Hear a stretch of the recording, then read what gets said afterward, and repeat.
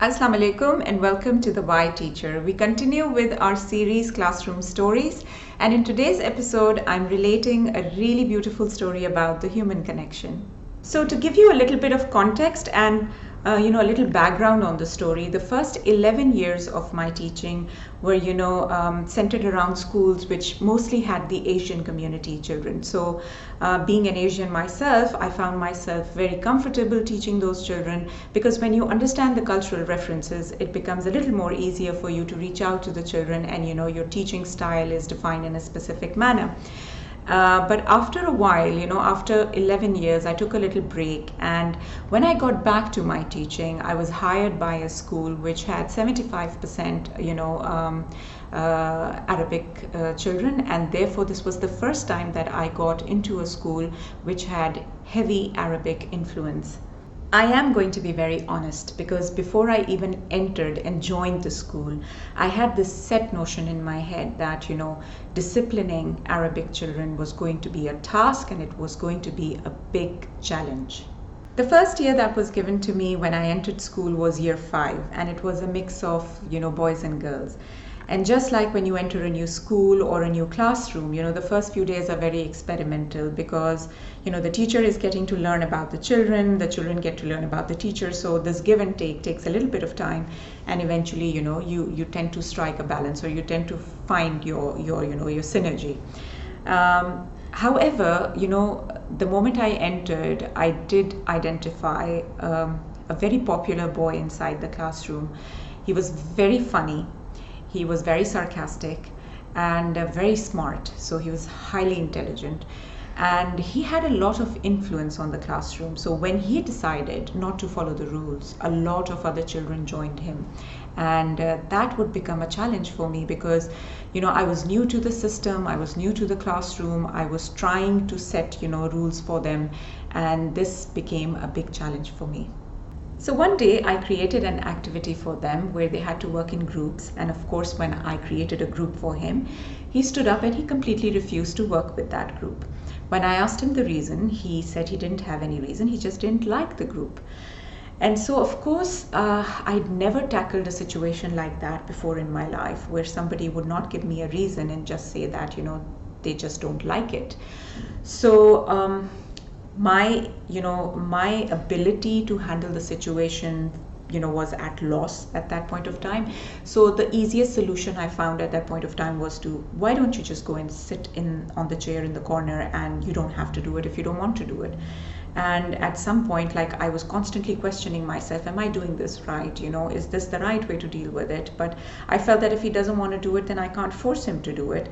And at the same time, he should not be challenging my authority. So he went and sat in the corner, and of course the activity began. The children were very interested in the activity, so there was a little bit of noise, hustle and bustle, laughing, things happening quite happily actually.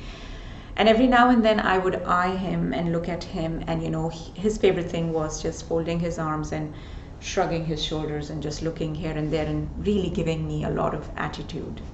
So 10 minutes into the activity, I looked at him and I could sense that he was liking what was happening around. And the teacher inside me, of course, was also pushing me to, go back and speak to him, because, he should not be excluded from an activity. So I went back and spoke to him, and I said, listen, it's a great group. Everyone's got responsibilities. You can pick up one yourself, and, I'm sure that, things will work out. So give it a try. So he agreed reluctantly, because his body language told me clearly that he was not convinced. But I guess somewhere down, he was a child of 10 years and he wanted to do something, he wanted to play a part in the activity. So he went back to the group, and the first thing that he did when he got into the group was, pick a fight with one of the children who was sitting on his chair. So he said, get up from my chair and leave my chair. And the child, looked back at him and said that, I'm doing something right here. There are many chairs empty. Why don't you pick one and sit down? And he said, I'm not going to do this unless I get my chair. So there was a lot of, again, authority in his tone, and he was throwing a tantrum once again. And so I clearly understood that it was not going to work, and that I'd have to come up with a plan for him and, talk to him some way or the other to find some kind of a kind of an understanding with him. One fine day, I was completely taken by surprise when I was called into the principal's office and I saw the boy sitting there. And she asked me to sit down and said that, he's with us, he's raised a few issues, and I think that we should all sit down and resolve these. And so I asked what were the issues, and what he had told her was that, he felt discriminated against, that he felt that his voice had not been respected, and that, I did not value his intelligence. He was an extremely intelligent child.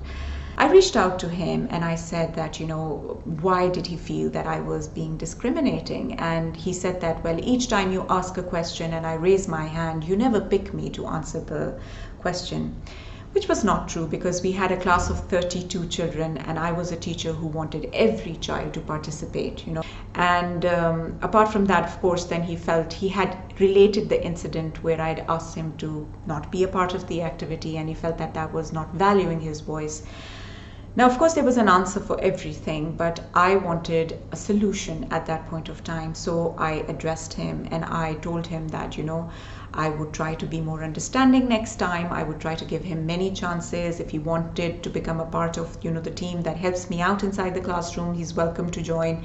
I would be happy to give him some responsibilities to make him feel, that he's valued. And we went back to the classroom and I made an extra effort to reach out to the child and to, get this problem resolved, because it's not a good feeling for a teacher if a child gets to feel, especially in a way that he had, described it.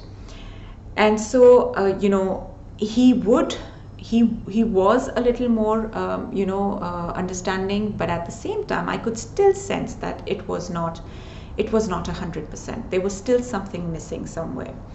And of course, I got my chance in the, face of a wonderful, fun field trip, coming up. And all the children had to bring in notes from their homes to be a part of the field trip.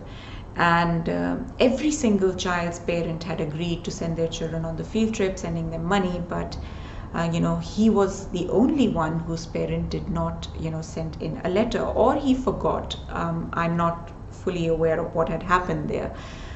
But he really wanted to go on that trip. And so, he was a child with a very high ego, and so he sat in a corner while everybody said, Miss, why can't he go? Miss, we really want him to go. And he kept saying, I don't care. He kept saying, I don't want to go. It's fine. I can stay back. I made an effort on my part to go call the parent. I asked the parent if it was okay if I paid the money for now and got him to go to the trip so that he wouldn't miss out on the fun. It was a real fun trip. And so the parent agreed. I paid his fee, of course, which he said he would pay me back later. And we went to the trip. And I could see the joy in that child's eyes. I felt whatever it was that we couldn't resolve had finally been resolved, because he saw me as a savior. He was extremely happy to be where he was. He played all the games, he went on all the rides, and he enjoyed the food, which I again bought for him because, he didn't have the money. So I played an important role in him having a fun trip. And so the trip finished, we got back to our classes, and I started talking to myself a little more, and I said, okay, Shama, I don't think that, being authoritative is going to work with children. It's wrong. Maybe, this is not the culture of obedience. This is where you need to, have a reasonable dialogue with children.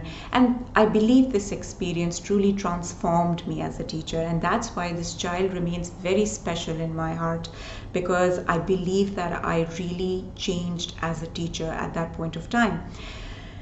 Now, for me, I believe when you go through a transformational period, when there's a lot of breakage inside, when you have to break something that you've believed in for a very long time, because you have to accept that you have been doing something wrong, and then you are trying to fix it. And so I was very proud of myself for having achieved, this whole thing.